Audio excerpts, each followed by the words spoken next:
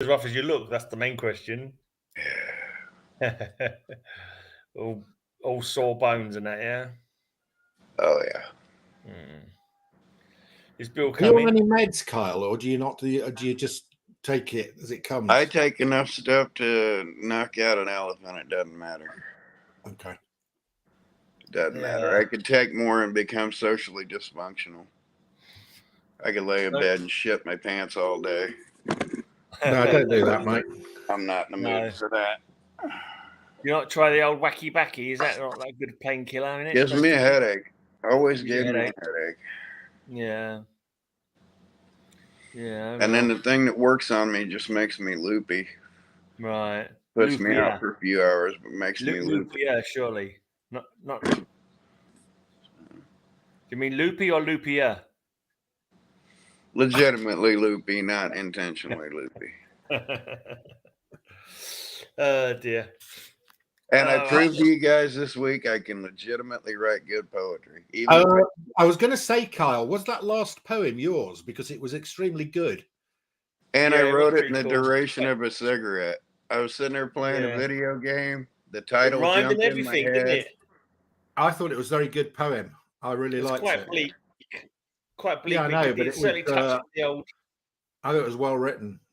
Yeah, the title and the first line jumped in my head. I put pause on my video game. I came out here and started typing with my thumb, smoked a cigarette, put out the cigarette, sent the message, went back in, played the video game. So it took me about... Jesus wants to know where we are. London. I'm in London. Yeah. My Indianapolis. It's after 3 p.m. Right in that order. So he's in my time zone. But yeah, not a bad poem for a cigarette length. I thought that was I actually thought that was a really good poem, Carl, and it was dark, yes, but I thought it was quite nostalgic as well in a way. I think although the words may not have resonated with everybody, like the general idea of it did. You know what I mean? I was never. What are you talking about? All your stories and all your blinking women you were womanizing with. That wasn't really my past, but I still get the gist. We know what you meant. You know, yeah. Me either. Yeah. The feels were there. It's 8 p.m. here in London and in Essex. What time are you on now, Carl? You're the same 3 p.m. as Scott, in, yeah? 3 p.m. Okay. We've got Scott. I think we've got Ranger Sly here, and we've got Las Cruces. We've got New Mexico, Canada, and Holden Beach. And yeah, there you Holden Beach? Where's Holden Beach? Wherever Scott is. Oh, okay. Apparently got no comic shops, though. He's always... parts, yes. Friends and random talky stuff, yeah. Yeah, that's right. Friends and random old farts, basically. See, that's the joke of it. How do you put pause on your video? Pause or pause? I mean, there's my big old pause. And he's lost me. Oh, he's near Myrtle Beach. Myrtle Beach. Holden Beach South is near Carolina. Myrtle Beach, so, Yertle live in Myrtle Beach. Who? Yertle the turtle. Yertle the turtle? The cartoon. I know. It was a Dr. Zeus book, I'm sure. Yertle the turtle. Yertle the turtle from Myrtle Beach. Maybe it would rhyme. It would make sense. Anyone bought any new comics this week? I can show you what I'm reading. I just read Iron Man. Oh. You usually only read them when you've got a few of them, though, Grace. No, Iron Man. These ones I read them as I get them. Other ones, some ones I wait till I get a full run before I start. This is my to read pile. So I got Spider-Man on my to read pile, or Web of Spider-Man, a Spectacular Spider-Man on my to read pile, and an X-Men. Oh no, it's not. It's X-Men in the Spectacular Spider-Man. So yeah. Just a couple of randomers. I got a gift card from my daughter on Father's Day. Oh, yeah. And it took me like a week to find something on eBay because when you want for nothing, I literally want for nothing. I have a few ideas for comic books. Eventually, I'll trade for them. I'm not going to go looking for them. So I got some pieces of history, but some of them's coming from Singapore, some of them's coming from the East Coast. We just had a holiday, so I guess I'll just show them next week. But I got some pretty cool stuff in my book that way. But it just made me realize, when I want for nothing else, no wonder I'm close to being done. I literally want for nothing. It's not that I have everything. I just don't want more. Well, you see. I mean, my Kyle pile grows every week. Yeah, and again, and I can swap out and do comic trades and things like that. And there's plenty of comic books I want, but I'm always good with one of anything. Yeah. I don't need a collection. I don't need a whole bunch of those. I'd rather let go of more than I keep. So I'm at the point where I want for nothing. If I got nothing else, I'm okay with that. I know I'm going to get more. I mean, I'm a fool to think I'm not. I'm going to get more. But I keep trying not to get my grails, because then what am I going to do? You have Independence Day yesterday, guys. Did you set off lots of fireworks? Neighbors tried to burn down the neighborhood. They went out and fired their 6 shooters in the air. That's proper American way of celebrating, Mark. Right. Okay. I'm gonna mute my... Bill disappeared. I'm here. And Mark got muted. Oh, Mark's having a conversation. Yeah. So, but yeah. Just fireworks, he says. Scott says he was tempted to buy new comics this week and then didn't find any. And he calls Myrtle Beach Sodom by the seaside, but I think he's a little religious, so maybe he looks down upon the people of Myrtle Beach. Hi, Bill. Are you getting stressed about your San Diego Comic-Con panel? Yes, but I can't hear very well today, and I'm trying to turn on the speaker. Got no sound.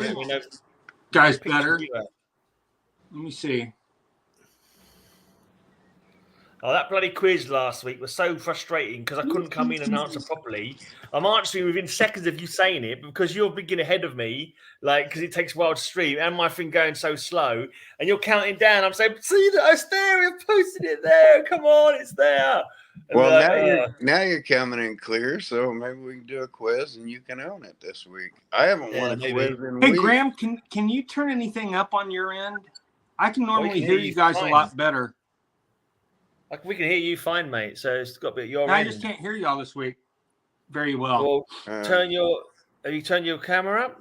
I mean, your phone up? Your tone volume is up? It's all the way up. And apparently it won't work on my Bluetooth mic. I don't know. I mean, speaker. I don't know what. There's no Werewolf for me to turn it up from here. Well, when you do something like that, maybe log out and log back in. Log out and log back in, Bill, because everything's fine for everybody else. Yeah. Well, I can kind of hear y'all. I can normally hear. And then you got the thing to check your mic. You got check the more section and go into settings and go into audio. See if it says automatically adjust mic volume.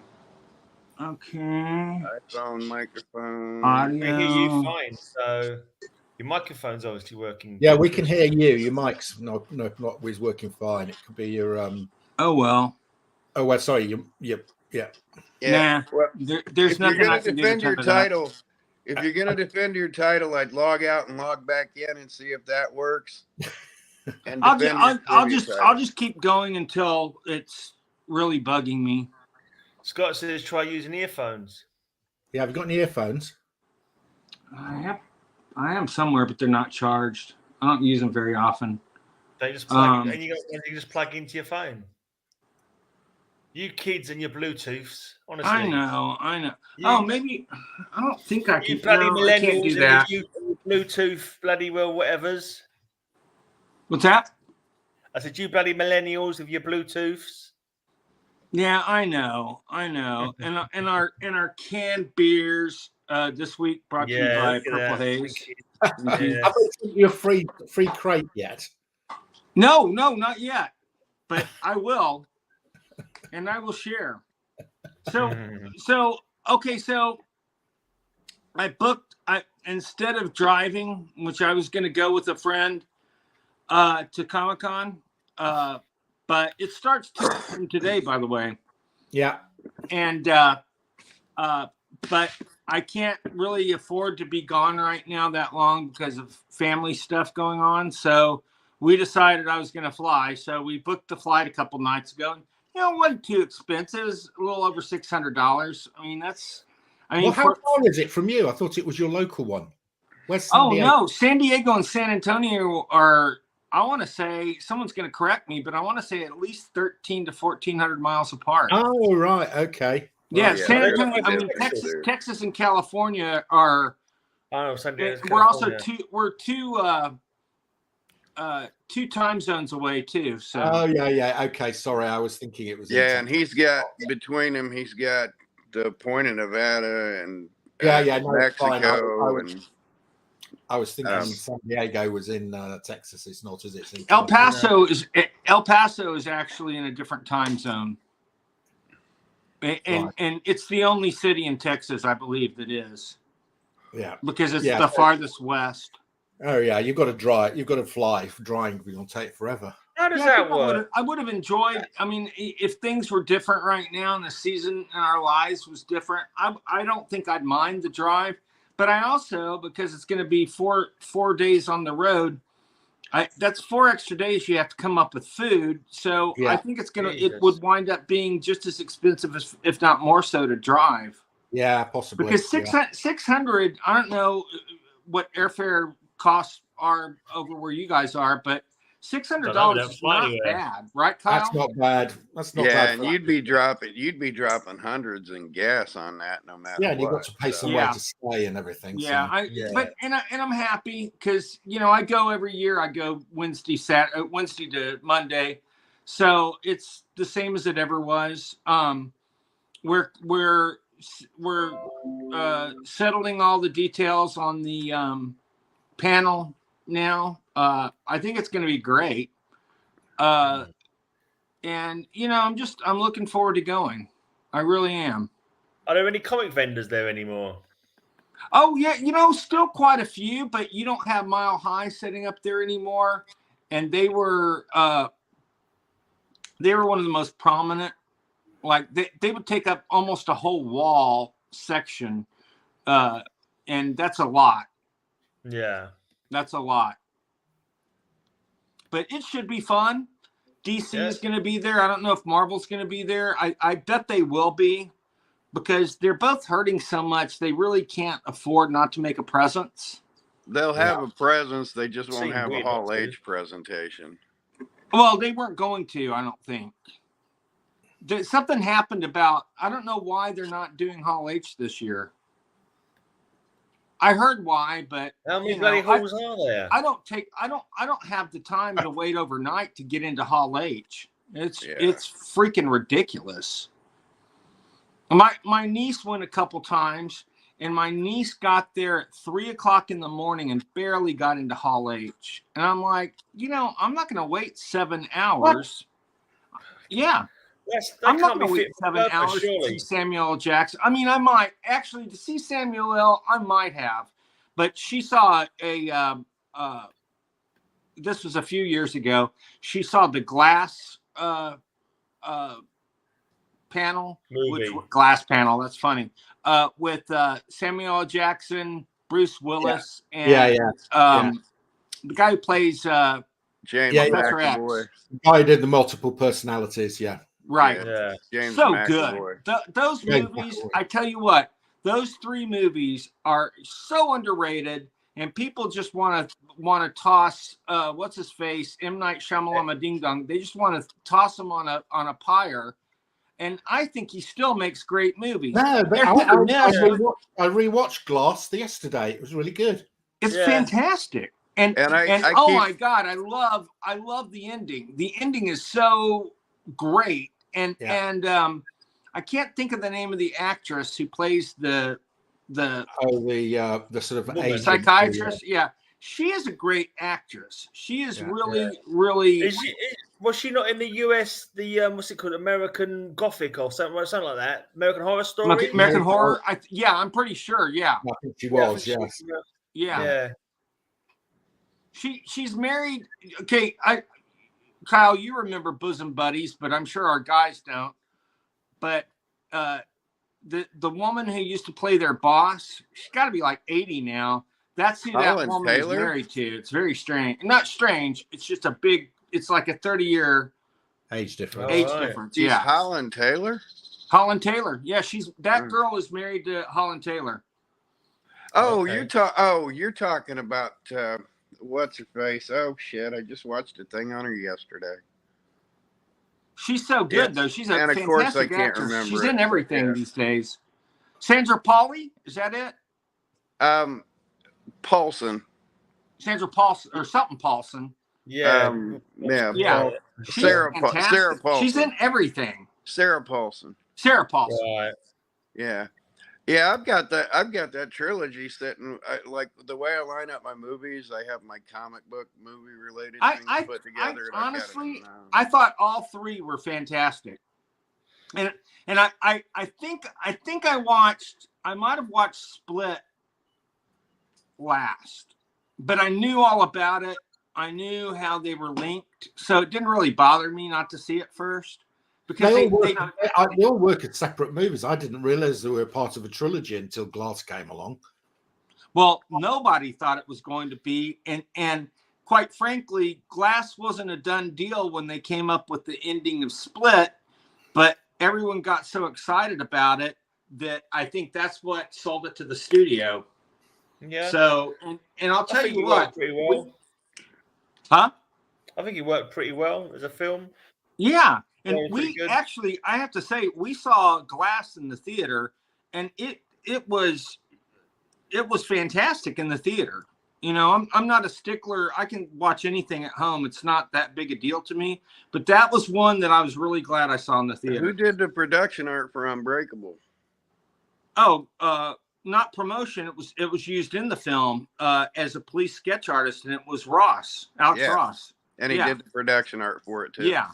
They later used it. I will say this: you're not really wrong, because they did later use it promotionally in the video. You got little plaque cards with the drawings on them. Yeah, the DVD came with those too. So too bad that's what I'm talking about. Here, I tell a fun story about Secondhand Lions, another great movie with a comic related attachment to it, but. Oh, I have to tell y'all, I watched this show, and I don't think there's a comic attached to it, but it's called, do you guys have Amazon Prime over there, the video? Yeah, we got Amazon, yeah. You do? Yeah. There's a show, and it's so different, but it's a superhero series, but it's very different, and it's called I'm a Virgo. Oh, okay. And it's about this kid who is an absolute giant. He's African American. I think they don't really say it, but I think when he was born, he may have been so big he killed his mother. But he's raised by his aunt and uncle, and he is by the time the story starts, he's 19 and he's 13 feet tall, and he's a giant. And he worships this superhero called Hero, played by Walton Goggins, who is absolutely one of my favorite character actors of all time. And it is so good. I just can't explain it. It is just so good. Okay, I don't think we've got it over here yet, but that'll look out for that. What's it called? I Am Virgo. I'm a Virgo. I'm a Virgo. The funny thing is, I'm a Virgo. Are you really? Both Virgos. But what's so funny is that that's awesome. My wife's OCD makes me alphabetize them, so there's Glass between Ghost Rider. That's pretty cool. I look at that every day. But I can't remember where I was now. Sorry. Oh, it's it's very different. It's it's Holland Taylor quick, is 80 apparently. huh? Holland Virginia Taylor is 80. Yeah, What, is Sarah Paulson her wife? yeah, Apparently, yeah. big age difference. Big age difference. Yeah, and they're happy. So hey, man, I applaud it. You know, some people just they find their soulmate and that's it. You know. Yeah. And I know probably all four of us are lucky that we have ours. So, you know, there's something to be very grateful for there. But what else? Oh, Secret Invasion is fantastic. I'm enjoying it so much. I've already watched the 3rd episode. There's so much to unwind. It's they throw you a lot of curveballs. Yeah, I'm going to watch episode 3 after we've finished this. Yeah, it's so good. Is it Disney and Plus? It's not what you expect. It really isn't. Disney But I'll tell you that Australian actor who I can never remember is it Mitchelson? Begins with an M. He's the lead Skrull, Talos. Yeah, he's a very good actor. He's fantastic. Yeah, good actor. And he said this is one of the first role. Well, he started it, of course, in Captain Marvel, but he said this is one of the first roles he ever had where they encouraged him to use his Australian accent and not his American fake accent that he's used in all these successful TV shows he's been in. Yeah, well, you Americans can't tell the difference between Australian accents and English accents anyway. Yeah, it's true. I can. You can. But that's just because I have close friends that are both, you know. Yeah. But it is hard sometimes. You really can't tell the difference a whole lot. Like the Bee Gees, I think they're Australian, but they really sound pretty British. They've lost the Australian part of their accents. Well, there's only one left, but Norrin Red is saying that Black Mirror season 6 was great, and he says Secret Invasion blows. oh, I love it. I'm sorry, I have to disagree with that. I agree with Norrin Rad about Black Mirror. I have watched season 6, and I loved it. And Secret Invasion doesn't blow. I don't know what He says it's the lowest viewed show ever on Disney Plus. Well, that shows you that only the intelligent people are watching. Well, the fact is that Disney doesn't release their numbers, so there's no way he would know that. So, Scott and they certainly don't. They certainly don't sound the horn saying this is the lowest one ever. You know, that's not Disney's way. So, I call them on that. Stuff. Those are beautiful. I sent pictures of this in the group. I'm guessing they're those are great. These are going to end up as gimmies to Nevs. Does anyone know what ID4 is that Scott keeps talking about? ID4, what's that? It was talking about it earlier on, and it wouldn't allow me to. ID4. ID4. Bill Bloom, Will Smith, and Bill Pullman. Don't know it. ID4. Independence Day. Independence Day. Oh, yeah. It wasn't an Independence Day 4, though, was it? No, it's ID4. No, that's just the name of it is ID4. Oh, maybe it was Independence Day for, I don't know. You never know with those. Hey, there's pretty. Oh, yeah, that one I would love to own. I owned it at one time, and I don't know what I did with it. They pushed 4 in America a bit. We don't see ID4 as it written in Britain. I bet you only put ID4 in America because it's your day, like. Oh, is it ID4 because it's the 4th? Yeah. Independence Day is July, isn't it? We just call it. So what's ID4? Independence Day. Independence Day, the 4th. Independence. Oh, that's right. I forgot. Yeah. What are the 2 significant things about this book? Well, the first is it's the unofficial first Silver Age appearance of Captain America. Yeah. What's but the other he's relevant really the thing Tumbler, so it's not really him. Is it the first Silver Age? What number is it? Oh, is that? Oh! Is that the first time that they have Marvel Doctor on Strange.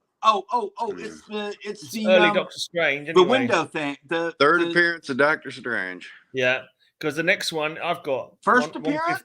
Third. Third. My one I've got is fourth appearance plus the origin of Doctor Strange. It may be the first corner rectangle too.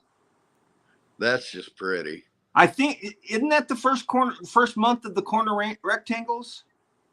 I don't know. I'm pretty sure that's one of the first comics that was marked Marvel, I believe. Mark, did you see these pictures I posted? I did. I was impressed. Yeah, lovely. Yeah, nice. Oh, I like that one. I'm still trying to find an issue of Pussycat. I just found out recently that was put out by Marvel. And supposedly it has some of the best artists Marvel had to offer at the time, including Everett and Buscema and Mooney, I think. Very nice. Ever seen one of those? Miller. That's your Frank Miller signature. Yep, right there. You ever seen one of his book plates? I've never even seen one before. I hadn't either. No, that's unusual. That figures he'd have a baby smoking a cigarette. With boobies out. Sin City. From your pal Frank Miller. Yep. Back So when I he was figured on Mark Sky. would be. I figured Mark would You be can mildly. put that on the trade pile, Kyle, if you'd like. Put it on the trade pile. But this one, Can we get it? I'll eat my hat and everything else if anybody else can turn up an issue of this. Yeah, those are rare. No, preview, no chance. That's nice. Promotional. That's awesome. What Yeah, knocks they sent me that out? to comic stores. I do remember when those came out. This is the Diamond Distributors. What year is that? 1990? 1990. But the book Wow. itself, but the book itself didn't come out till 92. Yeah, you know, Over 2 years later. Tony Tolan might have had something to do with that book. I'll have to ask him about it. He probably owns one of those. I've seen another Batman book, but never another one of these. That's fantastic. I all read. Hey, I want to ask you guys, what'd you think of those pictures I showed y'all yesterday of that thing note holder and the thing pin Yeah. Aren't those great? They're great. Yeah, They yeah. would probably cost One. a fortune. I've never seen them on the market. I've never seen those. Those would be like hen's teeth trying to get I one of those. would pay big bucks for those. I mean, especially the note holder. I thought that was the coolest thing. I really and the pin not only has the thing on it, but it also has the Fantastic Four logo in the band. I thought, man, who does that? Would be like hen's teeth. You've no chance. I know. It's gorgeous. They're both gorgeous. But so I'm going to take a little break to go get something to show you guys. But Alex's book finally came out. I'm in the acknowledgments, which is very nice. But you know, Alex and I wrote the Neil book together. Yeah. But Alex's book came out, and you know, some people are boycotting it because the forward is by Steranko, and that it drives me crazy. Why are they boycotting?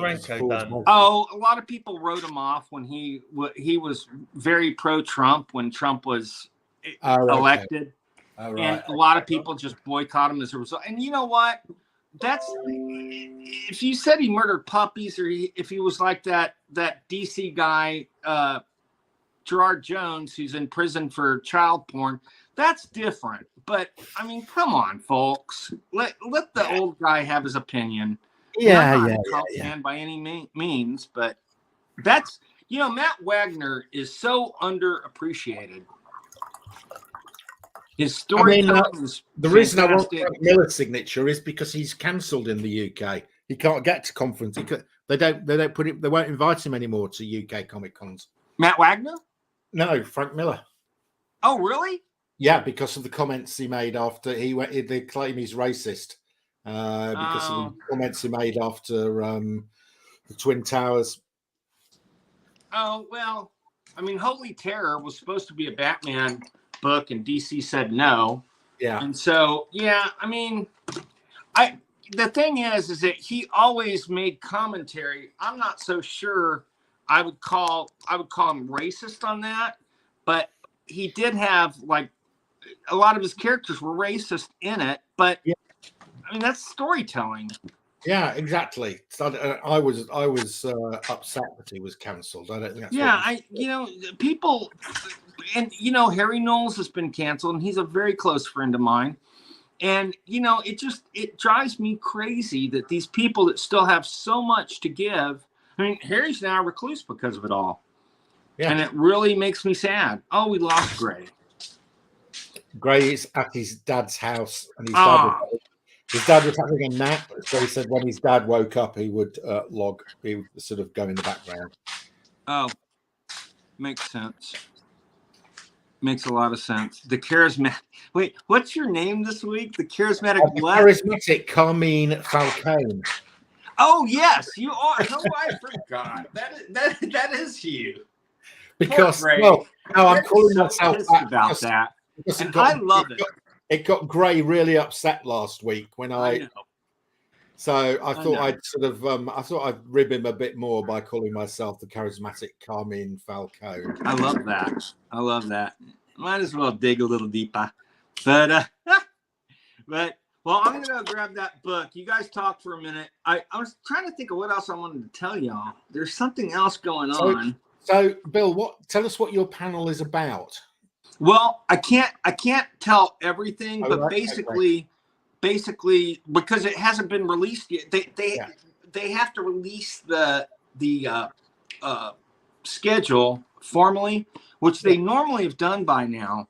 But it's basically what happened was someone thought to in 2000, I believe, or 2001, they thought to do very professional video interviews with 25 golden and silver age artists. Oh yes, you've told us that. Yeah. Okay. Right. Okay. Yeah. And those are what we're talking about. Yeah. And I will be talking about Jack Davis. Okay. And which I'm still researching. I didn't know. I knew his work, and I have some original stuff of his, but I really, the fact of the matter is he was the only Southern artist. He's from Georgia, had a deep Southern accent, and he was the only Southern artist to be in EC. Okay. And then of course Mad. Yeah. And so that kind of set him apart. But he used to do the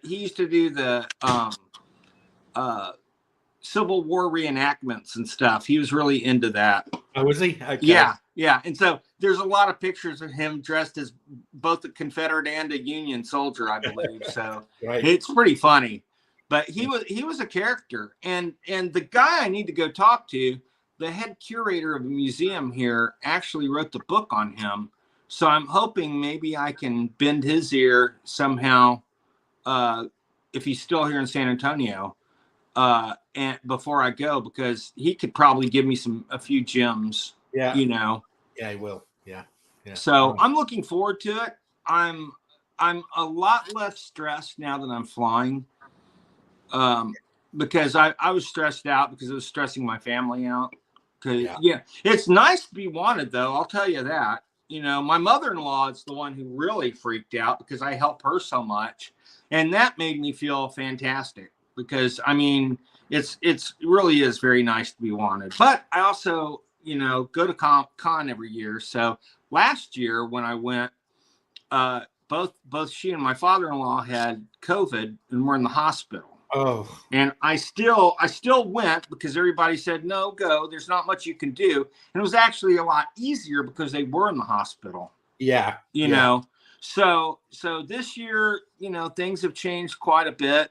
But I'm still going. I'm still going to have a good time. I'm still going to, you know, I'm hoping that I can get to talk to CB Sibakowski from Marvel because I have a Hulk book I want to pitch to him, and I actually think it has a good chance of if I can just get him, you know, to listen to me for a minute. Yeah. But we'll see. Okay. But Gray, you look like an artist today or something. You look very, very pensive, very, I don't know, like edgy more than usual. It's the lighting. He looks like that. Great.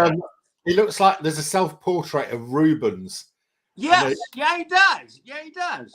But Paul Rubens, Pee Wee Herman. But I'm kidding. Not Peter Paul Rubens. I'm joking. It's the way he's put his lighting. He's doing his sort of moody Alan Moore look. Yeah. Nude. No, he's not even nude. He's got a shirt on. I'm doing a ritual. He just looks nude. I'm doing an Alan Moore style magic ritual. Are you in your boyhood room right now? No, I'm in the front room at my dad's. Oh, okay. No, his dad moved out to the seaside when he retired. Yeah. Oh, so that's not okay. I got you. Here comes Carl. Dun dun dun. Carrying stuff. Look, even more comic related stuff. Woohoo! I'm gonna go get that book. I'll be back in a second, guys. All right. You had any auctions lately, Mark? Oh, that's a nice. Yeah, I had a lot. What's that one? Rorschach. Yeah.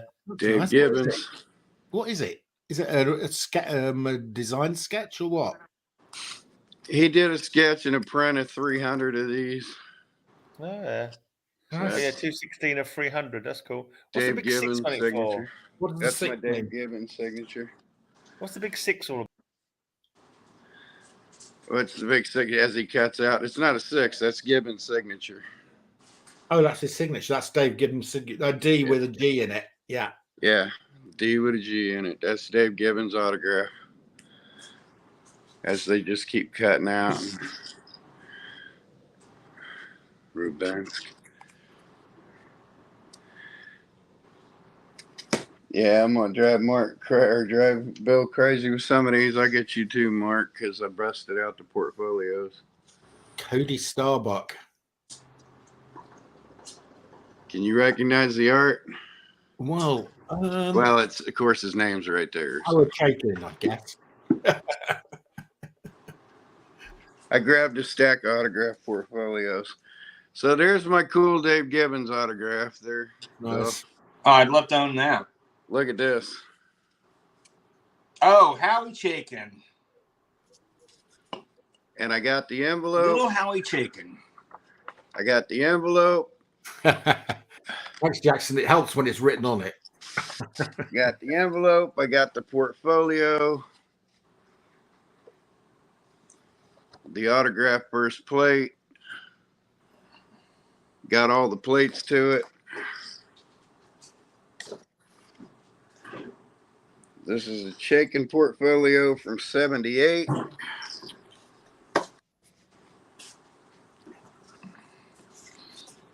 Anybody like Nexus? Love it. I think I own what you're about to show. Well, I'm in portfolios, so that should be a dead giveaway. Is it the blue one? Yeah. Oh, that's the, yeah, I own that somewhere. With a How is beautiful, that?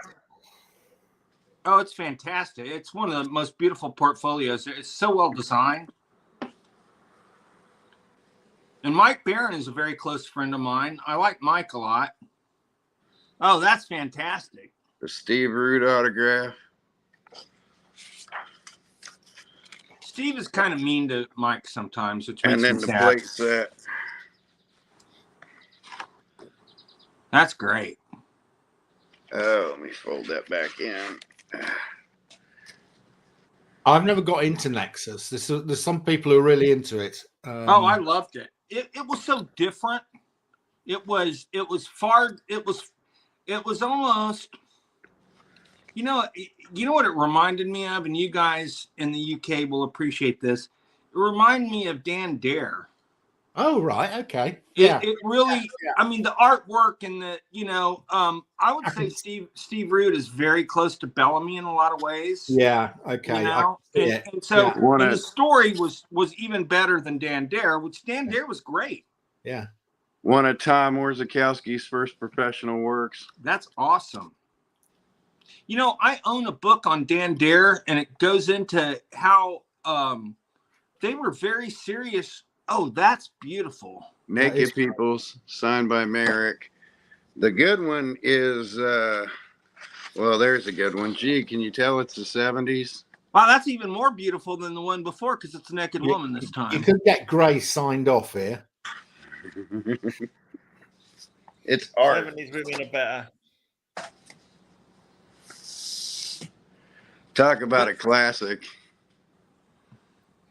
I like a Gruaga. The Dark Sons of Gruaga. I met Alex last year. Alex Nino. He's such a nice guy. I should have grabbed some original art while I was there, but I did not.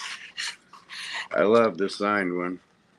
That's gorgeous. Beauty signature, sacrifice, a little bondage. You know what he was fantastic on was Thriller from DC. Halfway through the 12-issue maxi series, Trevor Von Eden left, and who was a fantastic layout artist on top of everything else, on top of a co-creator of Black Lightning when he was like 17. Really? Yeah. And then they brought Alex Nino in, and oh, that's gorgeous. And he actually kept the look and everything, and it was still very suited to his style. So he wasn't having to look like someone else, but it was phenomenal. Still a fantastic book. If you ever get I don't even know if they ever put out a volume of that 12-issue run. Thriller, that was fantastic. Oh yeah, there's my man. I'm going to learn a lot about him in the next few weeks. That's my Jack Davis autograph. And that's him dressed up in his gear for his is that him dressed Civil War outfit? Yeah. Reenactment. And he was a golfer, so that's why he also has his golf clubs with him. I think that's hilarious. This is one of my favorites from this set. Wow. Is that Barry Windsor Smith? Oh no, it's Michael Kaluta. Mike Kaluta, Mikey one boy. of the studio guys.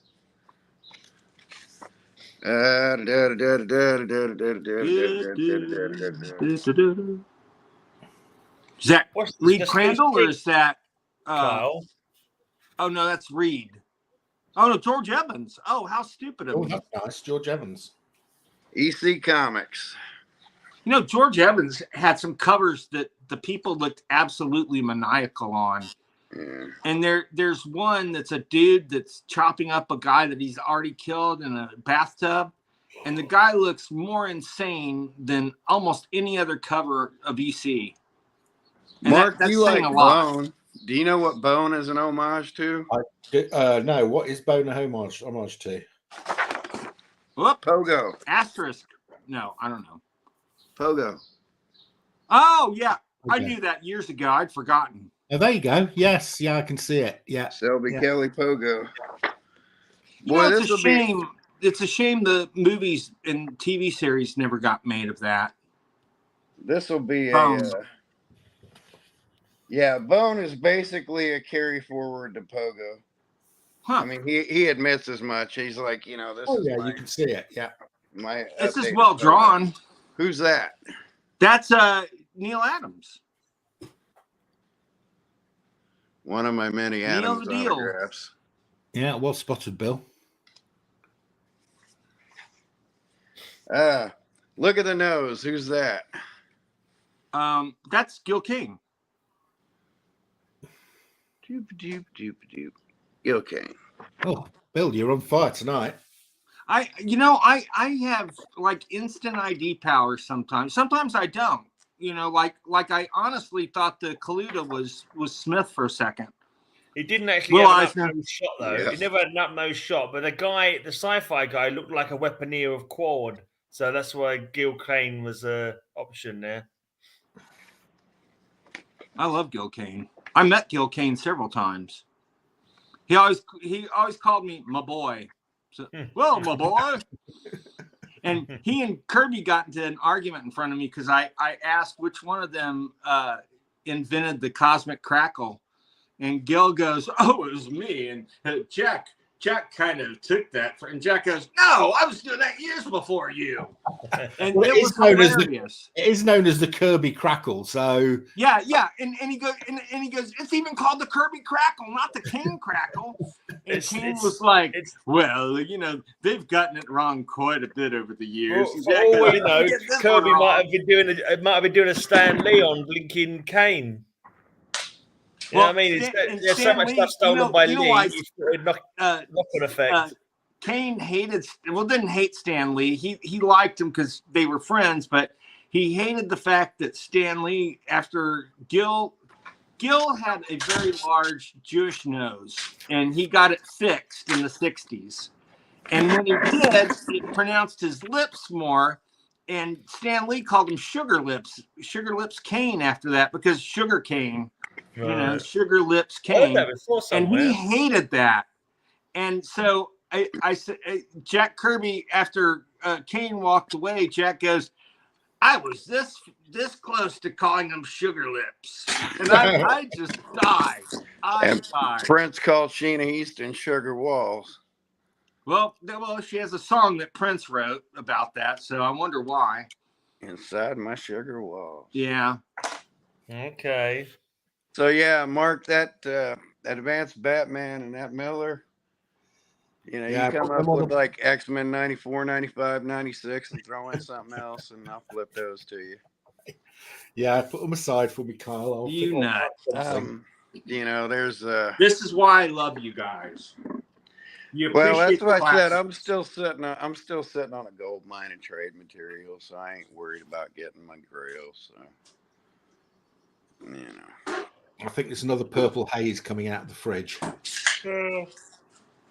So, here's Alex's book that I'm mentioning in the forward of, and it's fantastic. Any good? Is it worth getting? Is it worth buying? Oh yeah, absolutely. I would not. I didn't steer you wrong on the Charlton book, did I? No. It's great, and Alex basically goes through the entire superhero genre. It's only got black and white illustrations because they want to keep the cost down because it's got such a high page count. Yeah. But it's got some just phenomenal stuff in here, and of course, Neil Adams. Yeah. But it goes through and it explains why it has a lot on Steranko, and it's just, I think we've discussed this before, Mark, but do you know how many actual comic stories that Steranko wrote and drew? No, I don't. 18. 24. 24. Wow. And yet he's constantly in people's top 10 lists. I mean, it's just amazing. I'm surprised you went that low, Kyle. That interests me a lot. But yeah, he gives a symposium now, and he charges people like $100 a piece, but people pay it because it's so interesting. But he goes through all the issues he did, and the reason he stopped doing comic stories is because he was the guy who did Foom. Now you're talking full comic stories, right? Because he supplemented income with covers and stuff like that, and doesn't count that. Right. Yeah. And so what happened though is you mean 18 where he did the full art on the comic? The bulk of what he did. 24 to 27 are the full stories. Yeah, and most of he did a lot more covers than that. Hundreds of covers, because then very good, sir. What are you drinking, Mark? I'm drinking red wine from Lisbon. Oh, Lisbon. Yeah. Most of Steranko's actual interior art is the Strange Tales run. You can check almost all of it off. By far. Then he had one, I think, one romance story, one maybe as many as 2 horror stories. Yeah. And we've all seen my limited Steranko piece too. So if you want a 250 piece of Jim Steranko, wow, I've got that too. Wow. But no, it's a very good book, guys. I think it's $40. Let me look at the price if it's on here. Okay, it's not on here, but I'm pretty sure it's like 40 or a little bit more. But oh my gosh, I mean, it's got 330 What's the title again? 330 pages, and the bibliography alone is like 40 pages. I mean, it's so well researched. What's the All title right, again? since you fuckers got me drinking, I'm gonna drink one of my kids' Smirnoff ices. Oh, fantastic. Well, let's cheers, guys. Red, white, and berry. We're all here with alcohol. Let's put your drink up to the screen, and let's say cheers from both sides of the Hold on a pond. second. I Hurry got up, to Kyle. do We this. want a Graham, drink, do you damn do it. this with Open all the your? I don't think I've seen alcohol. I don't think I've seen Carl. Oh, push it down. Okay, go. Cheers, Cheers. everywhere. God, that's really Cheers to the old farts. You ever take these off when you're drinking out of a can? No, I never do. Why not? Am I the only one that, like, these things will rip my mustache out? So I never keep these on in a can. No. You know, that's funny you would say that though, because I have had to take a couple off because they were rigidly cut or something and had a rough edge, and when I went to drink, it would cut my lip. Well, But I got also a have big mustache. fucking It mouth. tear my mustache out. I don't drink out of cans. Hi, Kenneth Bird. Hi, What's Kenneth, that? yeah. Kenneth Bird popped in. Just saying hello to someone in the chat. Why am I not getting the chat on screen today? I don't know, mate. I don't know. I don't know. Mark, would you be interested in my limited Stranko poster? Of course. Oh, well, there you go. See? Man, I didn't talk. I didn't. That was a fast silly enough question, there, did I? Kyle. And it's signed by Maxwell too, which makes it even more limited. Maxwell, the guy that created the Shadow. No, that's not Maxwell. That's Maxwell created coffee in their house. I remember. It was his pseudonym. It's the guy that he either. Oh! I'm sorry. You're right. It was Walter Gibson. Walter Gibson. Yeah, that's Walter. That's right. Gibson's But he had a pseudonym. I forgot. Yeah. So this Stranko piece actually has a Walter Gibson, a guy that created the Shadows, autograph on there. Oh, nice. Oh, wow. And Jim Stranko's, and it's only limited to 250. That'll teach me to. And I've only ever seen 3 in my life. So again, there's a challenge for you, Mark. Find one of them Northern. I think I might fail on that one. Find one of them Batmans. Find a Frank Miller book plate. I've been looking for a Frank Miller book plate forever. I don't know if that was a one-off somebody did for shits and giggles or what. You know what's funny is yesterday Nevs posted a picture of their current stock in his store or a picture of one area. Yeah. And there happened to be a Man from Atlantis annual. And I said, I want that. And he goes, I'll get it for you when I go in the store. So I guess I got to trade him something now. But you know why I love it is because the character actor we were talking about a few weeks ago, the guy who played King Tut, Victor Buono, he was the main villain in Man from Atlantis. So he's featured on the cover. And I'm like, that's so cool. That was a very short-lived show. I used to like that show as a kid. I used to I loved it. And so I used to try and swim like him when I went to the swimming pool with the legs, both legs together. That's so hilarious. Yeah, kept his legs together. Then I worked with Patrick Duffy, who played the character, and he was happy the show he loved the show, but he had to shave his legs for it, and he hated that. But he got lucky because the show got canceled after half a year. Dallas, didn't and the same week it got canceled, he got Dallas. It all grows back. I grew back on my waxed off chest hair. So. Well, thank you for showing us that, Kyle. science officer, Kyle. Just be glad it was his chest that he showed. Yeah, it's a shame you're already in a trade pool with that because I got man from me on the other hand, I've got I may have if I'm lucky if I have 20 chest hairs in here, very lucky. You're caught in a trade on that one now, though, Bill, because it's too bad. Because if I'd have heard that, I'd have been like, I got Man from Atlantis one annual upstairs. I'd just give it to you. Oh, thanks, man. I appreciate that. Well, is it a comic book annual or is it a British annual? What's that? It's an American. It's like a 1978 annual. All right, but the one that Nevs has got is there it was British like annual, the one that Nevs got will be a UK annual. Yeah, it's a UK annual. Oh, he's got the UK. Yeah, that's what I thought. That's what I thought you meant. Yeah, it's not. Did they have a comic book? They did, right? Marvel. Yeah, like 8 issues. Oh, I forgot about eight that. issues in Yeah, an annual. I guess the annual probably features Marvel reprints in it. Yeah, the 8 issues Oh, yeah. in the annual, or the 6 issues in the annual. I had a Kung Fu annual, and strangely there were only British. You know, the British have done more American adaptations in comics of TV shows than not more than we have, but they did a lot that we never got. They did Barnaby Jones, they did Canon, they did all these shows. They did Star Trek with different artists. They did I don't know if they did Lost in Space, but they did. I mean, there's so many great, and it's all that almost Frank Bellamy level artwork for a lot of those TV comics. And if I could get my hands on those TV, if you ever come across those, Mark, I want those. There's a British comic I desperately want. I keep forgetting about. Mark, put this on my wish list if you find it. The Dr. No Classics Illustrated. It was only printed over there in the UK. Oh, was it? Okay, I can try and find it. Oh, wow. Now, did they use the same artwork that they used on Showcase 49 or 50? I think so. But okay. But yeah, put that on my watch list. But I don't know, Mark. I might have trade bait for that. Who knows? I don't know. I've shown a few things. Hey, Mark.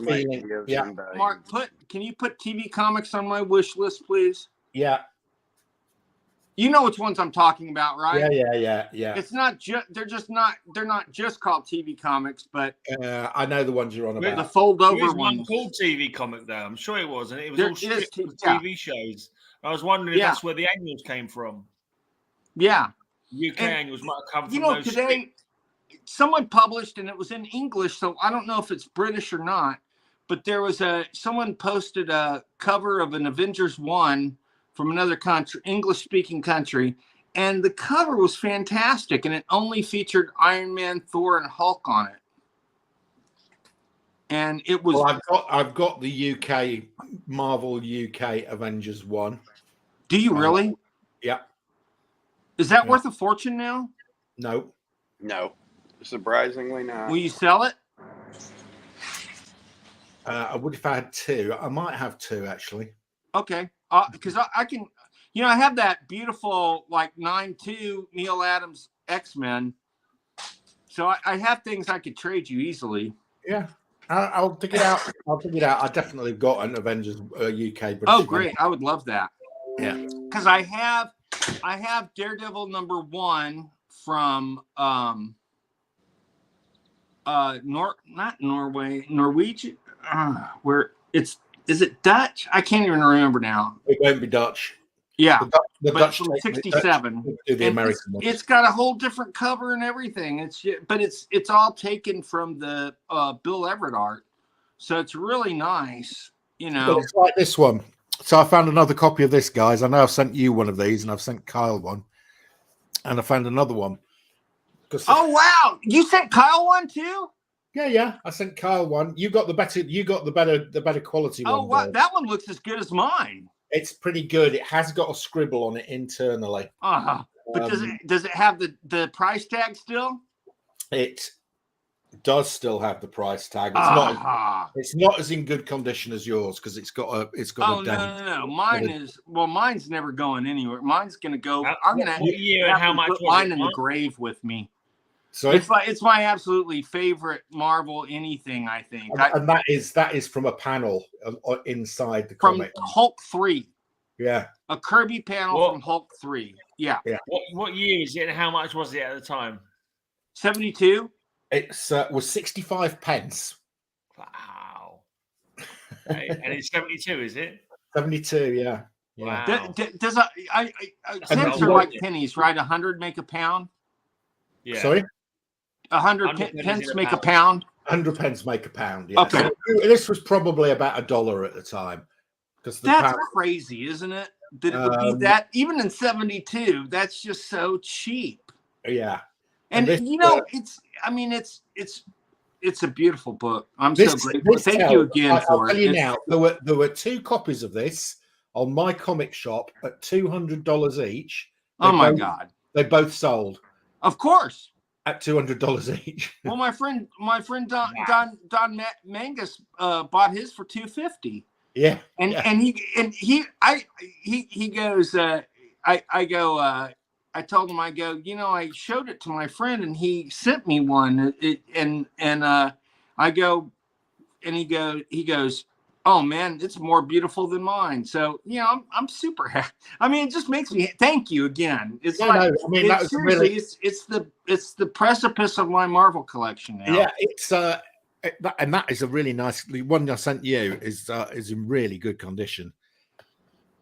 Carl's one wasn't quite as good because he got second dibs. Sloppy seconds. Yeah, that's what we call it here in the States. What time is it? Oh, it's only 3. We still got a ways to go. I wonder what Kyle's going to get now. Have you found anything new recently, Gray? No, we've got a few stuff. We've got some stuff at the Mart. London Mart I did with Mark. Was it last weekend? Weekend before, yeah. And he gave me a box of stuff as well in prepayment for the August Mart. There's a few bits in there that I'll keep in. Oh yeah, I forget you're Mark's hey boy at those things. Yeah, hey boy, go get the box of comics. Exactly. Hey boy, go get the posters. Boy. Exactly. He's like, I have to tell you something funny. Can you lie over the puddle, please, so I can walk over it? So this is hilarious. So the Indiana Jones movie just came out. They've got these fake whips that they're selling kids. Fake whips, Indiana Jones whips. And when you do it, it goes whoosh, whoosh. But they're like loose plastic. They don't even look like a real whip. And I'm like, what message are they sending kids? Here, buy a whip. Whip your friends. Yeah. So I presume the noise comes from the handle. There's some sort of right, not the whip itself. Right. The whip itself. So it's not a leather whip then. It's a sort of. It looks like a whip, kind of, but it's a very soft plastic, so you can't really hurt anybody with it. I mean, I'm sure the lawyers were all over that stuff, but it's just hilarious. And I keep seeing them. At our grocery store because they have a toy section now. And I'm just like, who would buy that for their kid? I mean, seriously. Here, Nathan, have a whip. We used to have bows and arrows and toy guns as kids to play. Oh yeah, we had. Yeah, I even have one still somewhere here, and it's a Mattel, and I had one as a kid and I lost it, and I bought one years ago. But it looks like an old transistor kind of an AM/FM radio, and then you push a button and it turns into a machine gun. Oh yeah. And that was one of my favorites, dude.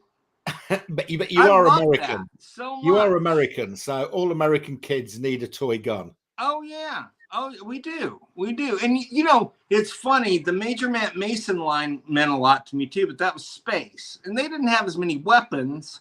But I love the toys we grew up with. I truly did. Yeah. So a whip, it's fairly harmless. Yeah, a harmless whip. That in the movies kills people, but that's okay. We're not going to go there.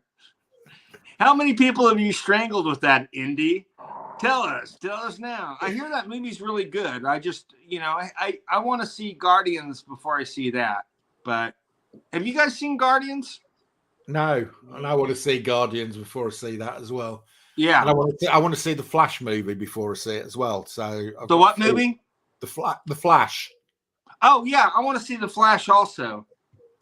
You best hurry up then. I've heard it's not doing too well in the cinema. There's a lot of controversy because there's a scene at the end with the George Clooney Batman, and that's pissed off more of my friends. They go, "Why did they have to do that?" Why? What scene is that? Huh? What scene is it? What happened? It's the very last scene. It's a very last scene where he goes back to see Michael Keaton. Huh? I said spoilers. To see Michael Keaton Batman one more time. Yeah. And Bruce Wayne's door opens and out walks George Clooney. Oh yeah, I heard about that. And that was purely James Gunn's decision. But I think that's hilarious. Theme. Yeah, of course it is. People who throw their toys out the pram over the slightest little thing. Like, the CGI is not good enough. Oh, fuck off, you miserable bastards. No, I will tell you this. As a director, I prefer real effects that you like masks and whatnot, because it's a lot easier to direct that way. I wouldn't want to direct a CGI laden movie or film.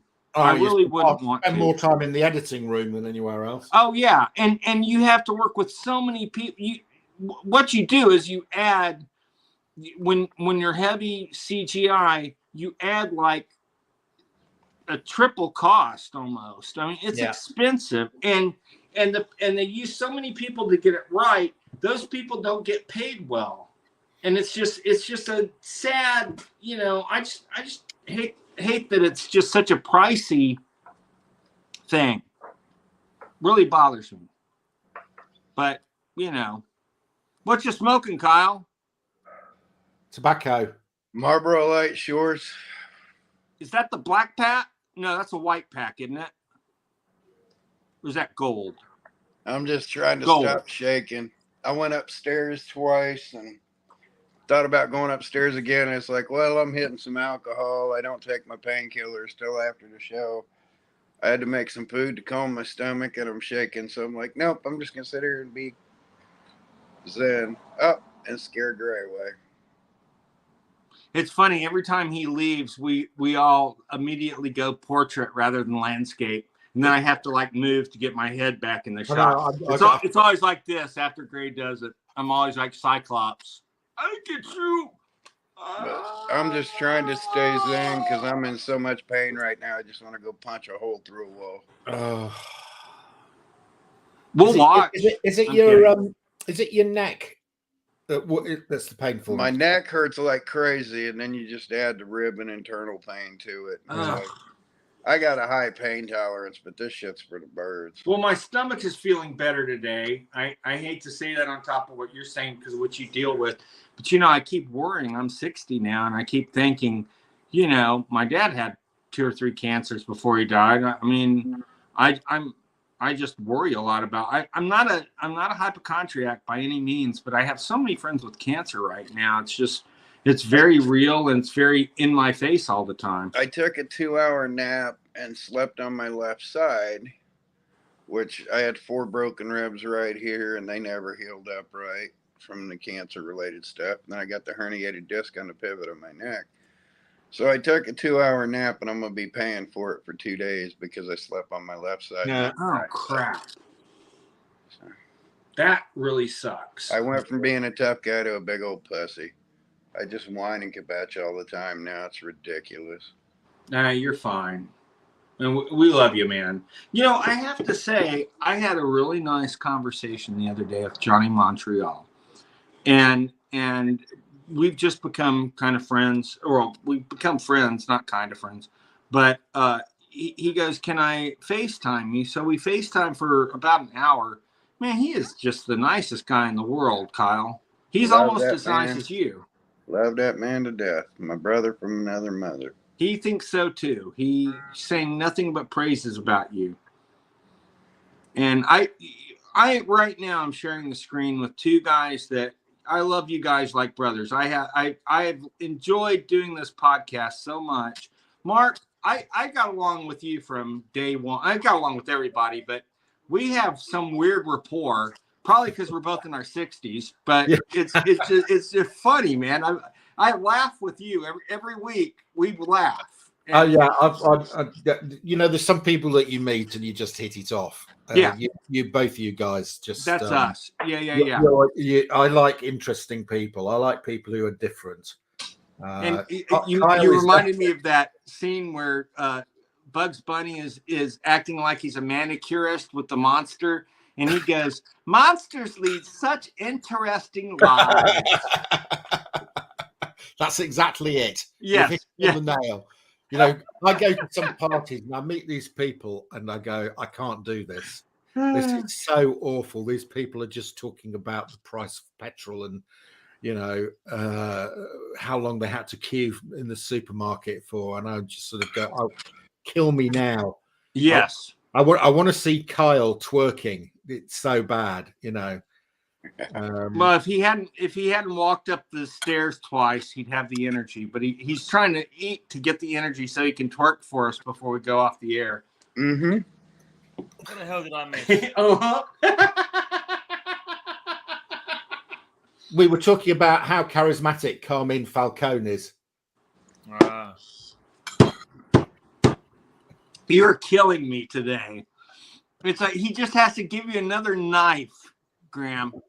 That question made absolutely no sense. There you go. I knew it would set him off. It's an absolutely ridiculous question. It's like what it did come across. I will say this: what mob boss doesn't use charisma and intimidation? That could be that answer. But you thought charisma was a mutant ability or something. Yeah, exactly. Yeah, so I was thinking. And I think like purple he's man or something. charismatic. Yeah, you know. I don't know. Never mind. Will you still be Mark's hey boy after that debacle? Yeah, he's fine. Yeah. I don't take things. He doesn't bear a grudge for more than about a month. Exactly. Once the month is up, if you're lucky. Once the month is up, I just stick some laxative in his coffee when we're at the Mark next. That's all. Nothing terrible. Oh, that's what happened. Okay. That's funny, guys. No, if you had to say it happened this time, it wasn't me. Next time, but not last time. That's hilarious. I watched a movie the other day called Tag. That was really good. Isn't that great? Movie. It's so good. And Jeremy Renner's in it. Ed Helms is in it. I think Jason Bateman, right? Or is Jason not in it? Yeah, Bateman's in it. Renner broke both his arms during the filming of that. Oh. Really? Yeah. Man, that guy's just gotten all broken up, hadn't he? He's like, oh, I can do this stunt. I can jump over this table. I can do this. And he did it and broke both his arms. Well, he was the ninja kind of the group. He had never been tagged. And they've been playing this game of tag since they were kids 35 years ago. And they've never ended. So one guy is a doctor, and suddenly his patient happens to be his friend who's been tagged, and he tags him. It's so funny, so funny. Comedy then. It's very good. Yeah. It's just called Tag. Great buddy movie, and it's actually based on a real story. So that makes it even more fun. Oh well. It was really good, but again, make sure you watch I'm a Virgo. I think you guys will love that, and watch Secret Invasion. I can't tell you how great it is. It's just fantastic. Yeah, I haven't got the channel, so I can't watch it. No, I'm sorry. Most superhero stuff, I've not watched anything. Well, you know, this is gritty. By today's cliffhanger. I haven't seen did you see it? I haven't seen Moon Knight. Oh yeah. The cliffhanger today. I don't want to spoil it for Mark because he's watching, but yeah, the cliffhanger today is fantastic. Don't tell us. Huh? Don't tell us about Tellus? No, they've already set this format. They end every episode with some type of cliffhanger. Yeah. But you know, I tell you, right. Olivia Coleman is like, she's a cold-blooded killer in it. She is so great. You know, she's like your greatest import right now, acting well. Don't you love her? I've always loved Olivia Coleman. Oh my God, she was fantastic in Broadchurch, but I have to tell you, I prefer her in comedic roles like Fleabag. I just think and another is Phoebe Waller-Bridges or whatever. Is that her name? Phoebe Waller-Bridges, Fleabag. Yeah, I love her too.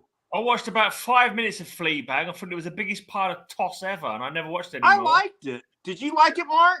Loved it. Absolutely loved it. Yeah. Correct me if I'm wrong. She writes most of her own dialogue, which is very. It was a stage play. She did it as a one-woman stage play initially. Is that the show, right? All I remember is the show I'm thinking of. Like literally in the first 5 minutes, he's lying in bed talking about anal. Is that it? Yeah. I was like, what the fuck is this shit? Well, we just piqued Kyle's curiosity. He'll be watching Fleabag tonight. Kyle's just perked up. I don't need to hear any more of this. It just seems. Kyle, have you seen Fleabag? No. Yeah, it's your type of thing, mate. I don't know if you can get it in the States. Well, you obviously can because Bill's. I can get it. I just ain't got around to watching it. And on Saturday Night Live, they used this great actor on there played Sean Connery when they do Celebrity Jeopardy, and it was so funny. Hammond. Yeah, anal bum cover. So they'd have an album cover and Sean Connery would always read it wrong. He'd go, "An anal bum cover for 500, Alex," and it was so funny, just so funny. And then what's his face who died recently? Canadian guy. I can't think of his name, but he always played Burt Reynolds on Saturday Night Live. Norm Macdonald. Norm Macdonald. Yeah. And Norm always played Burt Reynolds, but he always went by Turd Ferguson because he thought Turd Ferguson was a cooler name than Burt Reynolds. That's what he would say. Yeah, change my name, but Turd Ferguson. And it's just, oh my God, it's just so hilarious. And they always had Will Ferrell playing Alex Trebek. And one time, Alex Trebek actually came out at the end of the skit. And he goes, "What is going on here?" And it's just so fun. And Will Ferrell won't break character. He goes, "I have no idea. Who are you, sir?" And it's just, I just love that stuff. I love that stuff. And okay, so another Scottish thing, acting-wise, I always think about when I think about Connery. I always think about Fraser Hines, who played on Doctor Who for years as Jamie. Yeah, he is fantastic. He's like one of my favorite companions of all time.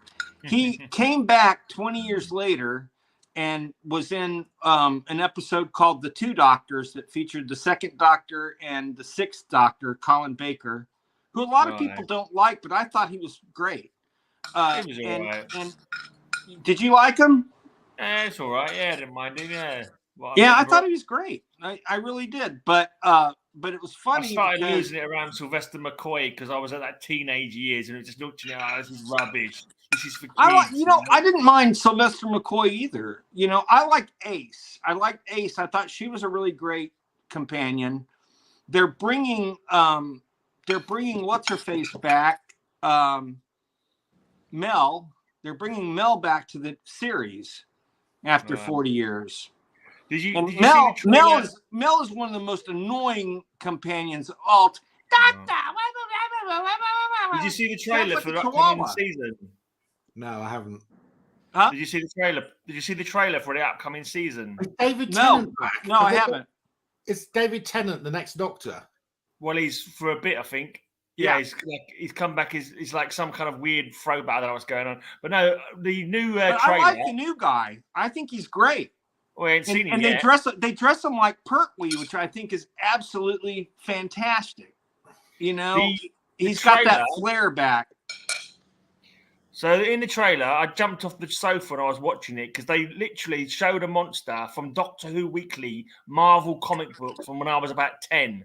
I had all the Marvel Doctor Who weeklies and I left them all and I had a house move in 1980 or something.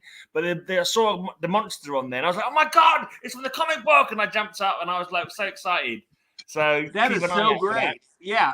They pay homage to a lot of stuff in the new series. They need to bring in Absalom Dak Dalek Killer as well. That'd be awesome. Did you ever read him? Absalom Dak. I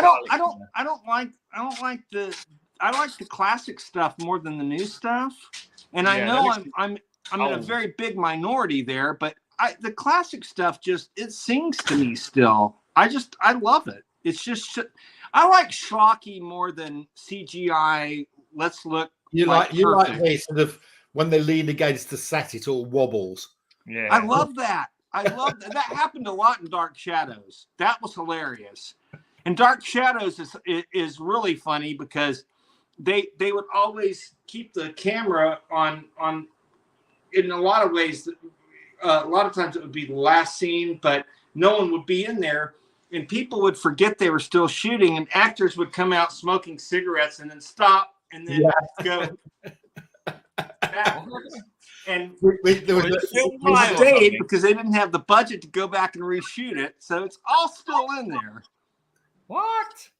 Yeah. Weird. What was it filmed live or something like that? It was live video from the 60s and early 70s, and they couldn't afford to go back. Now, the thing, they were one of the first shows in the United States to use blue screen, except it was probably green screen back then, or I don't know, it was blue screen back then, now it's green screen. And they used it so much. They were the most expensive soap opera on television. And you can't tell by looking at it now because the effects are so antiquated. But sometimes it looks really, really cool and convincing. But, I like old TV, Bill, I'm going to send you a link to one of the funniest things on British television, I think. We had a British comedian, unfortunately, she died quite young, called Victoria Wood. And she did this skit on live soap opera type stuff, where it's on every day and there's half an hour. And it's exactly that type of thing. Somebody send it to me, please. Send it to me. And she did this skit. I will love that. She did this Acorn Antiques, it's called, and she did this. Funny. I'll send you a link to Acorn Antiques. Great. It's exactly that. It's a skit. It is on that type of thing, where they're doing live filming and people have forgotten their lines, or somebody does something. I'm not getting any of the chats today. It's freaking me out. I can never do this, but my little finger always tries to. No, you can't do it. I can't do it. I have to do the horns instead. Steven Spock is in the chat. It's the only emoji that is based on a TV series. Is the live long and prosper hand you can use. Okay. Is that right? Okay. Isn't that interesting? I think it is. And of course it's Star Trek. Yeah. Cool. But Dalek has made it into the dictionary, which I love. And there's TARDIS maybe in there, I can't remember, but it's funny because Doctor Who of course is the longest running series ever. I mean, sci-fi series, I should say. Yeah. And it's just so good. I'm chatting to my so mate. good. I don't know what. Talking about the curtains. That doesn't sound like your dad. No, it's my stepmom. Hi, stepmom. Hello. Hi, Mom. Hello. From Texas. I mean, I'm from Texas. You're from England. Yeah. Shout out to my mate in Texas. I keep that straight. And someone else in Indiana. I could go, I'm from Brighton. I'm kidding. Yeah. But I'm stupid. I don't know my accents very well. I mean, I do some, but my Arnold's pretty good. You won't say hello. Oh my God. Is that what he's getting? Oh, I want that if you're selling it. That's Stranko. Isn't it? Don't break it. Yeah, as he sits back on it. Don't break it with your fat ass, Kyle. Be careful now. Golly, man. Who is that by? Stranko. Oh, it is. Okay, we couldn't see it. That's signed by Stranko and Maxwell. Oh, and Maxwell. Okay. Oh, that's the one Kyle's already getting. Never mind. I thought you said that was a shadow piece. No, it's the guy that created the shadow. Yeah. What does he have to do with Norgal? He created him too. Oh, never heard of Norgal's a Golden I've Age seen that character. poster before, but I didn't realize. Norgal's a Golden Age character. Hell, it's even got Stranko in there. Oh, fudge, yeah. That's awesome. I never heard of Norgal. There's only 250 of them. Yeah, that's going to look good on your wall. This is 25 of 250. Mark, for some reason, I want to read you ought to put that where your It's All About Comic thing is right. Yeah, that would look that great. needs to go on my comic wall, definitely. What's Norgal backwards? Ligron. Something wrong. something Ron, Lynn Yeah. Ron.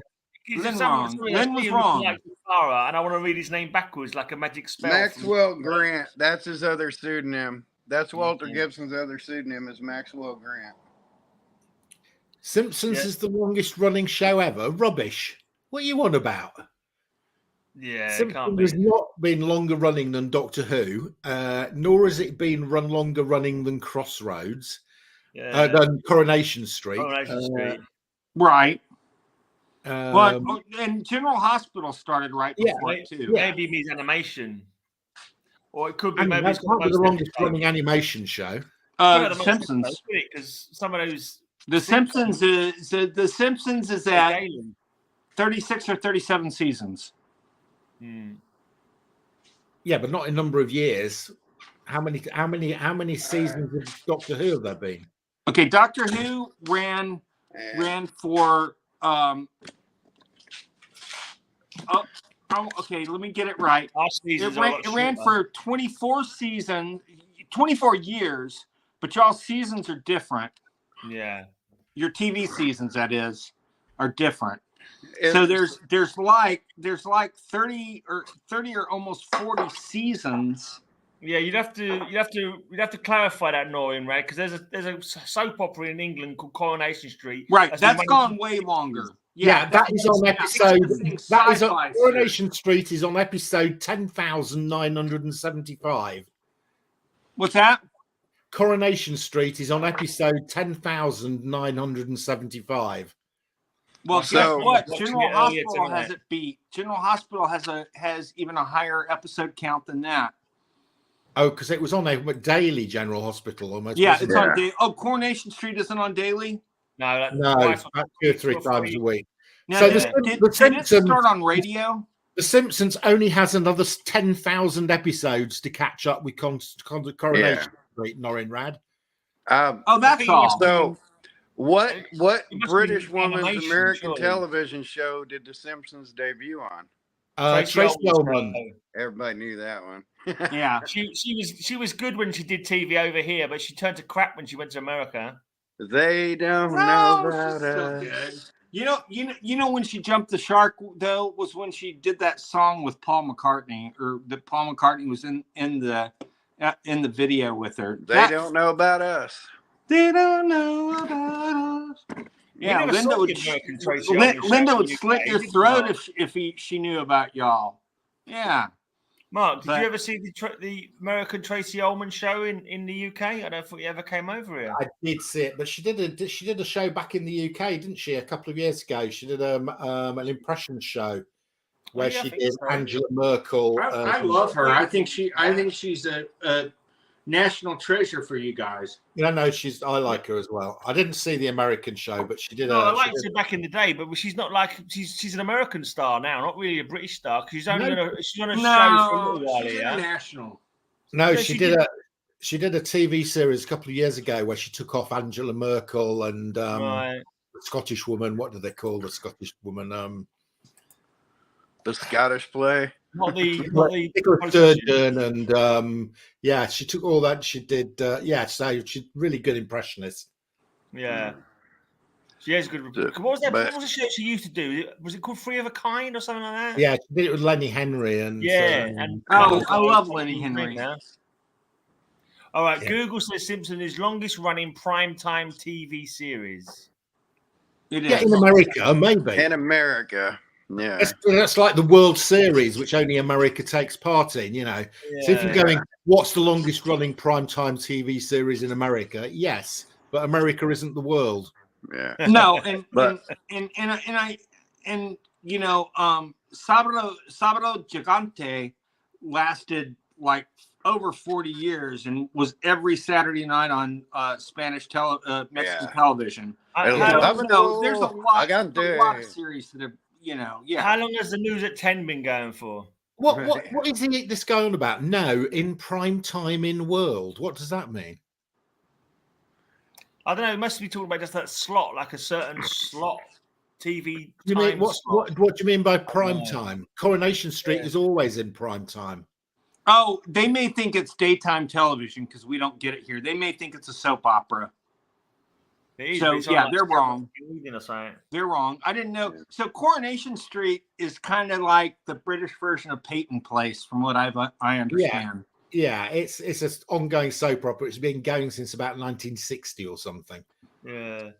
Hey, Geek Out with Roscoe. So, yeah, Mark, there's another challenge for you. See if you can locate one of the Norgal posters still intact. Yeah, there's 250 of them somewhere. From 1977. How many of them you think lived? Oh, I don't know. Probably less than half. So Okay. It's probably 100 somewhere. Find prime time, please. Find prime time. What do you mean by prime time? Is that a time? I think prime time. And Guiding Light. Guiding Light is not the longest anymore because Guiding Light started on radio.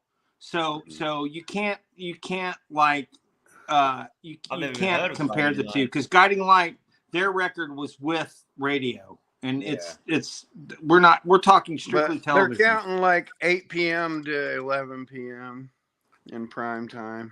I said it was free excess. If you're talking 8 p.m. to 11 p.m., I think Coronation Street's on at 7 p.m. But it doesn't make just keeps on in prime time. Doesn't mean it's got more blinking episodes or it's been going for longer. We're talking about a certain slot. Well, let's say News at 10 has been going for longer then because it's on at 10 o'clock every night. I mean, does that count? I my guilty pleasure. I ran out of things to watch during COVID because there was no new TV coming out really, and I went back.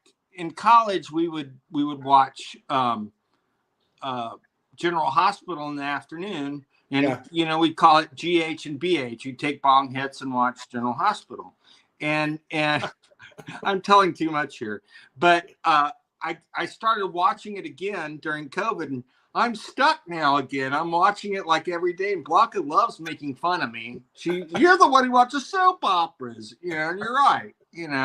I love Rick Springfield. It's actually I love Rick Springfield to death, but I will never watch General Hospital. No, say it ain't so, Kyle. No, I will not watch soap operas. Well, no. Well, I mean, soap operas are comics, man. I mean, there's no difference. They're the same stories, really. I have dated too many women that try and live soap operas. Oh, I've got to be melodramatic. And it's like, oh, shut up. Oh, my God. Well, that is true about the Tonight Show. Yeah, Days of Our Lives, but General Hospital, the General Hospital is still going on, by the way, Nor and Rad. It's about to approach its 61st year. Why are we debating American television? It's kind of funny, Steve Allen. Oh, well, my God. they're right. I mean, this is interesting that we got like that, but me and talking about TV and Doctor Who. Hey, you want me to dig out my Milton Berle autograph? It's in a box up behind me right there. Yeah, as long as it's not accompanied with a picture of his penis. About the longest again, sorry, folks. Being the longest running science fiction television program. Do we ever have a topic? Oh, it is by far. I brought out comic stuff. Graham brought out comic stuff. We just can't stay on comics. It's got to be General Hospital. Mark. Even if you used all of the Star Trek, the different series, if you put all those in, I don't think you would come close to Doctor Who. No, I don't think you would.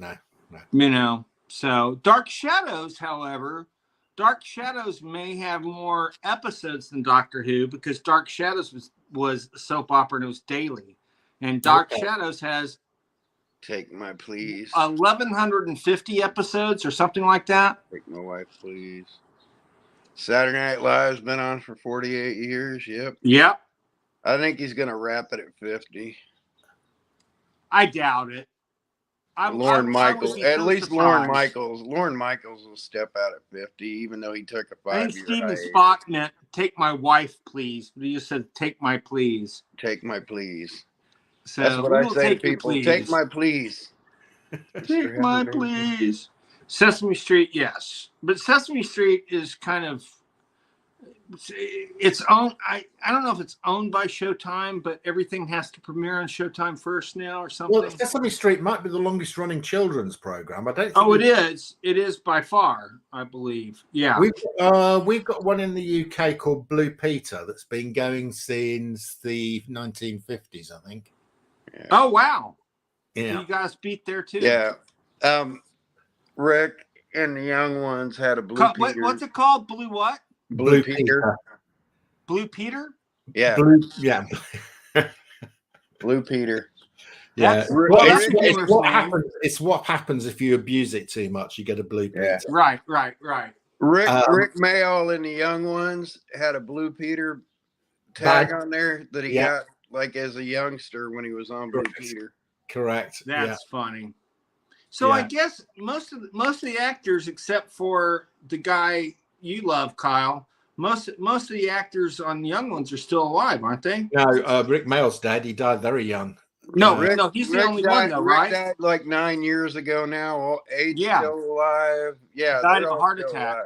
Aid Edmonston's still going. So is Vivian. Nigel Planer's still going. Yeah. Rick is Vivian retired. is the actor who played Vivian in anything? He does something occasionally, not very often. I don't know. Well, but I mean, he did Bottom, comic talent kind of stuff. He's got a band now. Aid's got a band. Oh, Aid Edmonston's on television lots. He's turned into a proper actor now. He appears as a serious actor and stuff now. And is that the guy who played Aid's Neil? got a great band. Yeah. Aid Edmonston, look up Aid Edmonston's band. Aid has a great band. So who, guys, you just wouldn't think about great bands. Aid Edmonston has a great band. Hugh Laurie has a great bluegrass band. So is Neil still out there? Yeah, Neil's out there. Nigel Planer's just a regular actor now. Yeah. So, but I thought he was great. And I always got him mixed up with the guy that was in the Ruddles, who died recently. I can't remember his name. I think he was the John Lennon guy in the Ruddles. Neil Innes. Yeah, I used to get them mixed up. I thought they were the same guy. What is Neil Innes considered? What is he considered? The sixth Python or the seventh Python? Yeah. He was very close to them. Neil he was actually in the Goon Show, wasn't he? Cleveland is the eighth Python. Wasn't he in the Goon Show? Neil Innes, I don't know. I think he wasn't one of the main guys. That was Michael Bentine. I think he was, but I'm not sure. Neil and Carol Cleveland are considered Pythons. The funniest thing I've ever seen is, what was it? The 19-something show? The 1940s. 46-something show? The 1949 show or whatever. Yeah. And that featured John Cleese and Marty Feldman. Yeah. And there is this great, I'm sure you guys have probably seen it. There's this great skit that they do where they're all sitting around and talking. Every one of them says they had a harder life growing up than the other one. The Three Yorkshiremen sketch. Oh my God. Yeah. I were born in a plastic bag in middle of road. Yeah. Oh, middle of road, you had luxury, mate. My dad had to get up half an hour before we went to bed to go down mine, and we used to have to eat coal. Eat coal? Oh, you were spoilt, mate. My man beat us to death before we had to get up. That's the one you mean, isn't that it? is so good. It's so good. I only saw it probably for the first time like 5 years ago, and I watched it 5 times in a row because there's so much to catch. It's so funny. And Marty Feldman, they wouldn't believe you. Marty Feldman also died very young. He did, yeah. You know, he was really talented. He was fantastic. Oh my God. And he didn't want to, he hated the line "walk this way" in Young Frankenstein. And he goes, "Now I love it," and it was funny. But so Aerosmith was recording an album and they went to see the movie that night. and they got done, and within an hour, Steven Tyler had written "Walk This Way." And it's all because of that line in the movie. And it's very well documented, by the way. But I think that is so funny. So and Frau Blucher, that's one of my favorite films. It is mine too. Love it, absolutely love it to bits. And I love. It's It's Frankenstein. And I love Python wise. You only like it because you've got an abnormal brain, Mark. Oh, let me see that one. What are you drinking now? He's got some good beers going. He does. Man's brown. Oh, they have no. It's Browns that they have over here. And the Browns, it comes in a can, but it has a bobber in it, so it makes the beer taste like it came off the draft. Yeah. I know. Do they do that over there too? Yeah, they do it with Guinness. Yeah. I kind of dig that, actually. I think that's kind of super cool. I used to get a can opener out and take those little things out. I made them eyes on puppets one time. They're kind of cool little inventions. Is that a Skeletor shirt, He-Man shirt you have on? Yeah. I didn't need to see your nipples, but yeah, that's awesome, man. That is really cool. Skeletor Amos. The master. Skeletor Amos. You're so stupid. Now I'll always think of Tori Amos as Skeletor's daughter. Right, I'm going to leave you guys to it because I've got to go and have my dinner. You guys stick around. Oh, I was going to say trivia time. Chips, my man. You gotta square up with trivia. Oh well, I'll have to wait till I come back from me dinner. Do we have trivia this week, Mark? Look, I didn't do any trivia. I've got some old trivia questions. Oh, that's fine with me. Yeah, but there's only you and Kyle, so that's Well, you guys do go slow. How many rounds are there? I don't know. You do Kyle and Bill, and then when I come back, I do all mine in one go. Right. Does that work? I don't know. I'm gonna have to Hey, Mark, while he's gone, look up all those stupid Carmine Falcone questions. I'm going to ask him 10 questions about Carmine Falcone. Oh, please. Oh, my God. It makes me so happy. Tom Wilkinson played this guy in this Batman. But, the guy who played him, Tom Wilkinson didn't play him nearly as good as John Turturro or the guy who played him on Gotham. I'm not a big Tom Wilkinson fan. I don't think he's... but it's just for the full money. I like Tom Wilkinson. He was good in Lone Ranger. Once you've been a male stripper, you fall in love with movies like The Full Monty and can't stand Magic Mike because Magic Mike is so stupid. Well, my Full Monty days were so long ago, I've forgotten. The Full Monty was more realistic than anything. Magic Mike was dumber than anything. Well, do you know it's coming back as a TV series? Monty Full Monty? I'll watch Monty. Oh yeah, it's come back as a TV series, yes. And I hear it's good. I haven't seen it, but it's, and Fred Flintstone's in it. Do you know the guy who wrote Full Monty? Simon Beaufoy was the son of my English teacher at school. What? There you go. That's amazing. Yeah. That is so cool. That's super cool. That is one of my all-time favorite movies. Okay, well, the son of my English teacher wrote that.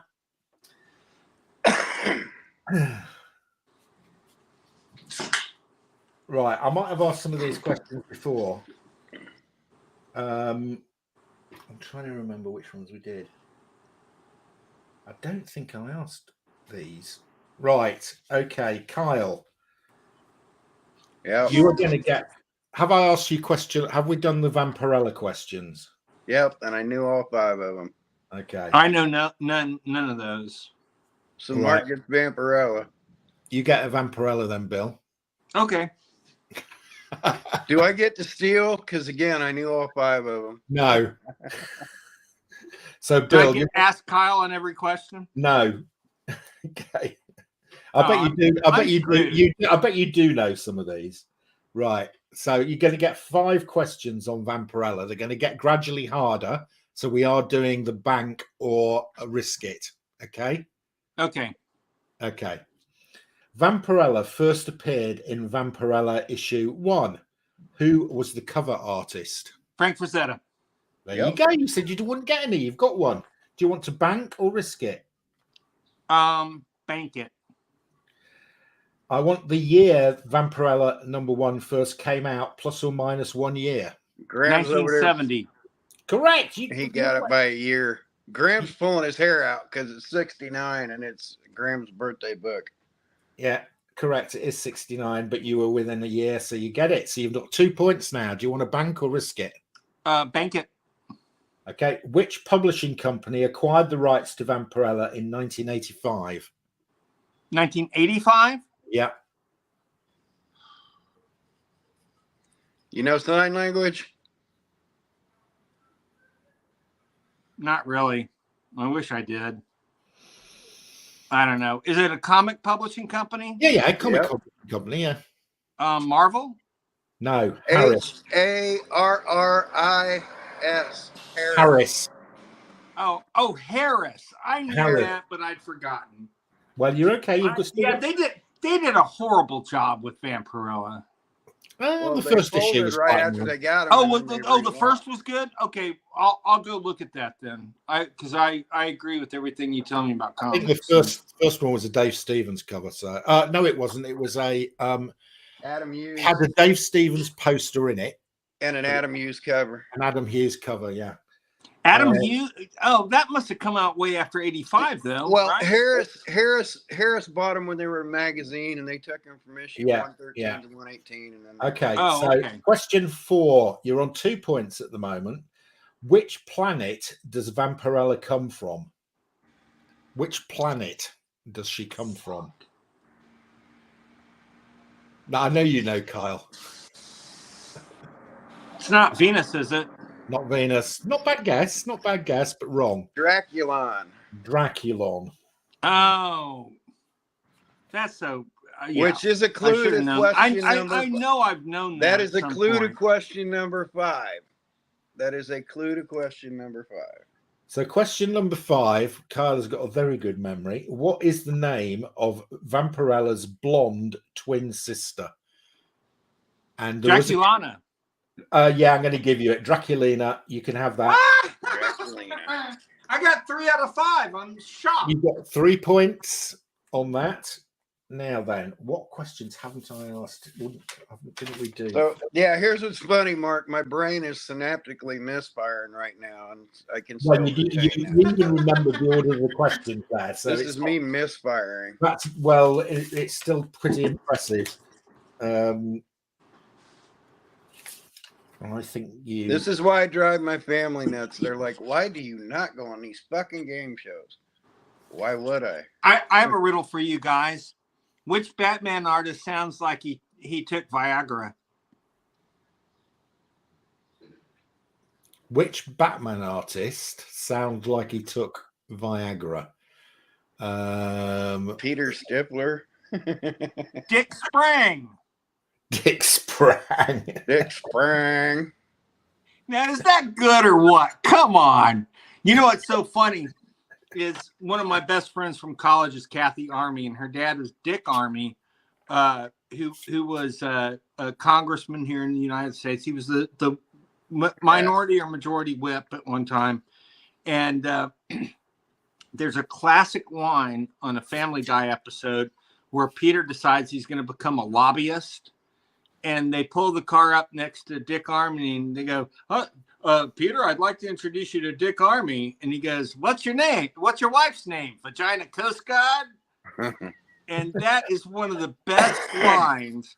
And so every time I hang out with Kathy now and her husband, Brandon, who's also a close friend, I always say, how's your wife, Vagina Coast Guard? And she just starts dying laughing because she does not like her dad. She's a liberal. I mean, she loves her dad because he's her dad. But he didn't even show up to her birthday party, her 50th birthday party and stuff. And he's kind of a drag, you know. Okay, you're going to get Spider-Woman. Kyle. All right, but I remember him. Oh, Why? Okay, can I ask something? Why? Yeah. Why is the character? I'm not going to say the name because I'm sure it'll come up. But the name of the character who was originally Spider-Woman, I saw a Marvel Hasbro figure, and suddenly she's black. Oh yeah, Spider-Woman is now black. Yeah. That's so strange. I don't understand why they retcon that stuff. Don't ask me. They retcon Nick Fury because they really were already thinking about him as Samuel L. Jackson playing him. Well, let's see if I can remember these in order. Julia Carpenter, she was given her powers. I'm trying to do you 5 questions you haven't had, Kyle. Let's see. Julia Carpenter, she was given her powers by. Yeah, that's. Right. I'm going to give you some tough questions, Kyle. Right. And Bill might be able to beat me because I'm not banking anything. You're not banking anything. I will not bank. Right. It's unfair. If I bank, it's unfair. I just Your easy question: what nickname is given to Batman? What nickname is given to Batman? What you're talking about? The Cape Crusader or the Dark Knight?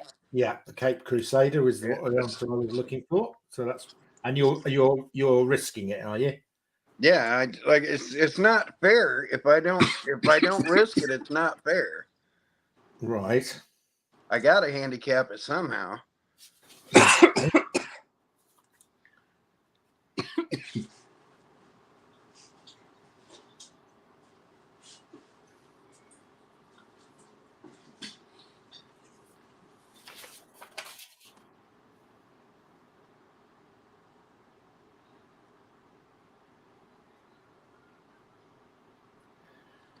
It really pisses me off. Second question, Carl. Which Batman villain turned to crime after he got bored of hunting jungle cats and gambling? Carmine Falcone. No, it's not Carmine Falcone. Can I steal? Yes, you can steal. You can steal. Catman. Correct. Catman is correct. Yeah. You've now got 4 points, Bill. Kyle has got none because he was risking it. Right.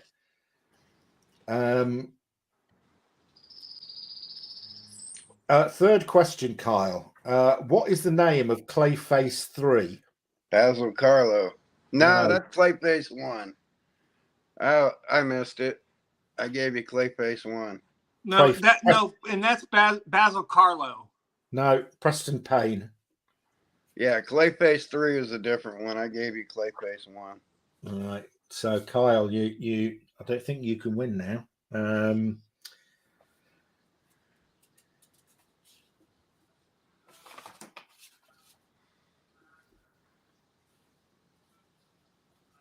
Which villain does Batgirl first encounter and subsequently defeats? Which villain does Batgirl first encounter and subsequently defeats? So the villain Batgirl first encounters. In her debut issue? Lois Lane. No. It's the Killer Moth. Oh, I knew that. I'd forgotten it.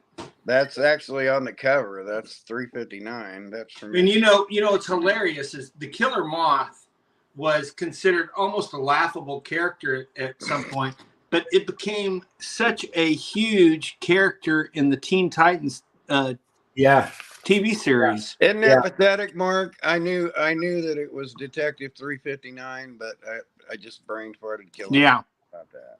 Right. Okay. Batgirl, Detective 359. Yeah. And who was the villain? In 359? Yeah.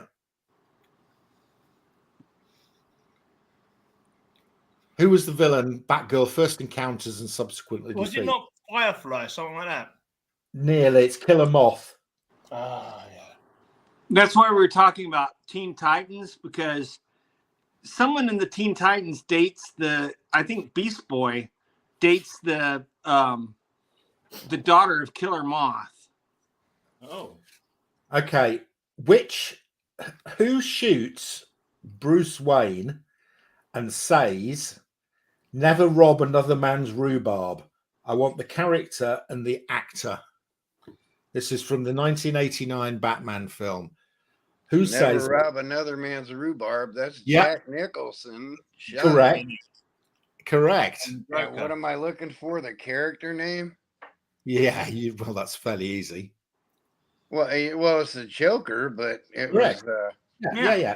It Joker was. and Nicholson. Never rob another man's rhubarb. Never rob another man's rhubarb. What a great line! That's when Michael Keaton pretended to go psycho as Bruce Wayne and smashed a few things up, and Jack Nicholson tells him, "Never rob another man's rhubarb." Yeah. Let's get nuts. Is that what he says? Yeah. You want to get nuts? Let's get nuts. Yeah. Well, so you got 1 point, Kyle. So you've only got to beat 4 points, Gray. Okay. Okay. So I have to find some questions that you have not. Okay. Are they all 1 point each? The They're all- charismatic Carmine Falcone.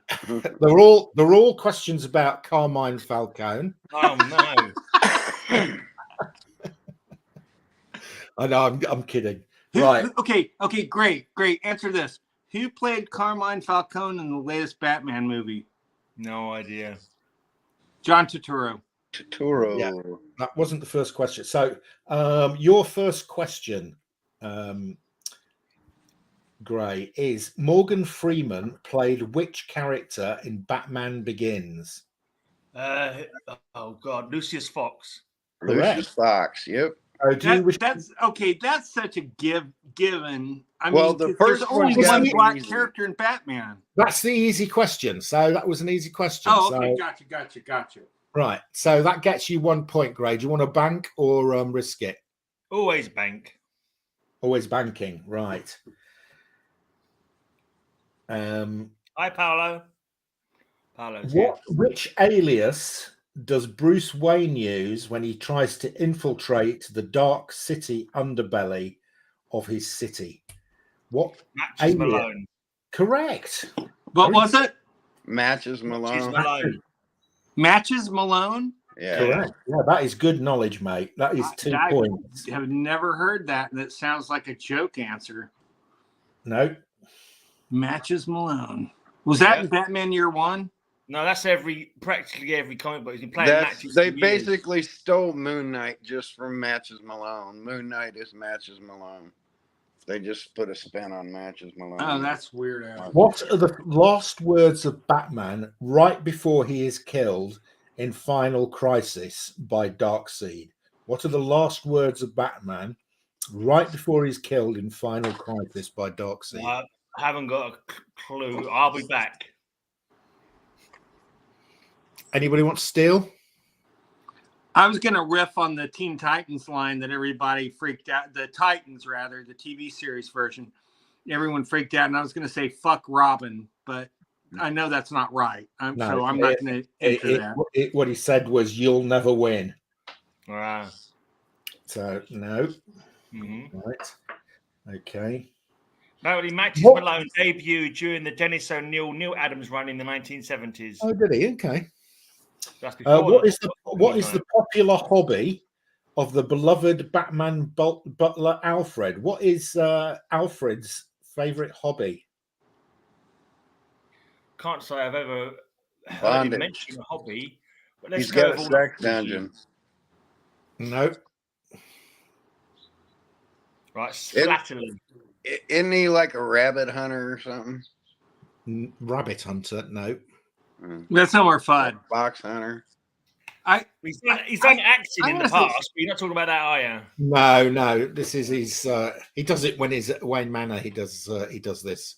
I don't know. Stamp collecting, coin collecting. No, it's breeding roses. Oh, I knew that. I've ever seen it. There's even a scene. There's even a scene in the '66 Batman show where he's pruning roses. Right.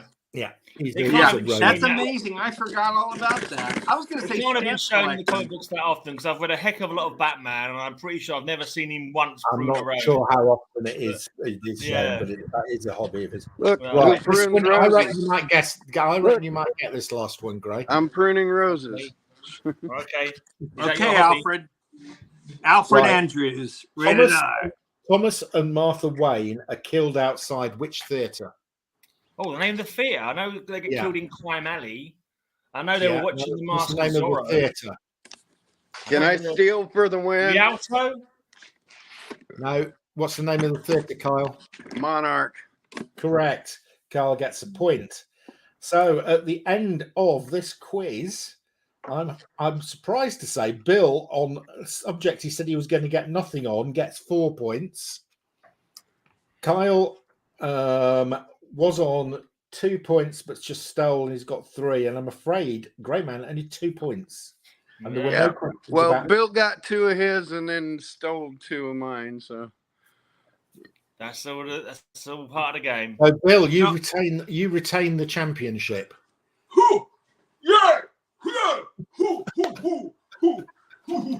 yep, that's like 6 weeks Okay. running. I've won nothing. So I love this show so That's much. only because I asked you the hardest questions, Kyle.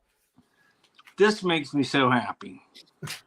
Someone goes, "What's the secret to a I'm good annoyed I didn't remember podcast?" Kill 'Em Off. I said, "It's acting like it's just a 2-hour Zoom call." You know, because that's basically what it is. You know, with 4 people, and I have so much fun on this show. It gives me so much joy. I just have to say thank you. I enjoy it as well. I'm going to be working again, so I've been offered. I'm doing an interim director job for the next 3-4 months, but I will try. I will, because I enjoy this. So this is one of the. So you're going back? Why are you going back to work?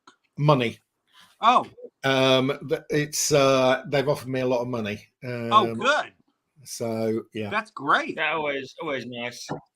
are you going to make an appearance on the 26th? I got JM back for you guys. I to will talk be. I'm intending to still do the Geeky Weekly show.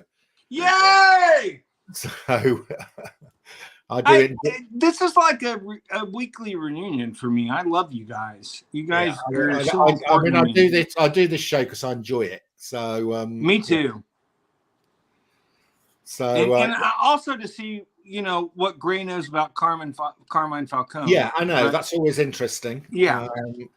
He's going to know better than any human being on earth because of this stupid quiz last 3 week. actors playing him, I think. 3 actors have played him so far. World-renowned expert on Carmine Falcone, So, a.k.a. the Gray Man. all the actors that played him were extremely charismatic. Okay, guys, I'm going to leave you. I'll see you again next Goodbye, week. buddy. See ya. Cheers, guys. Working man. So, So guys, pretend have a you're out wonderful with week. buddies for drinks and you're talking shit about stuff. I don't know, shit about Yeah. shit, maybe? Wait, Well, what? I could talk about shit because we know I've had alcohol and pain medication, so that's where I'm going to be spending the next 15 minutes after we're done. That's here. wonderful. That's nice to know. We're Matches talking- Malone. Oh, yeah. Okay. Yeah, because I didn't think Matches Malone went that long, or was that long ago. Would be okay. Yeah, good one, Paolo. The Mulan. These are good. Those are no. This is great. The Secret is pretend. Oh, okay. Well, that's pretty funny, Paolo. I gotta agree. Well, guys, I'm out till next week. You guys have a wonderful week, and Yeah. I'll see y'all soon. Yeah. see Bye, you later, guys. Have fun Have a in San splendid Diego, year. buddy. mate. Cheerio, folks. Thanks for watching, everyone. Regal Wave. Oh, when it lets me finish, it's being extremely awkward about letting me press end. Come on, let me finish. Got this my ass show. kicked at trivia again, technically. Yeah, I didn't hear your questions, so I don't know if they were how hard they were. Oh, he went insanely hard. Just for fun. Yeah. Yeah, that's really weird. The one about the theatre, I don't know if I've ever seen or heard the name of the theatre being mentioned. I know what he was watching. I know they died of It's- crime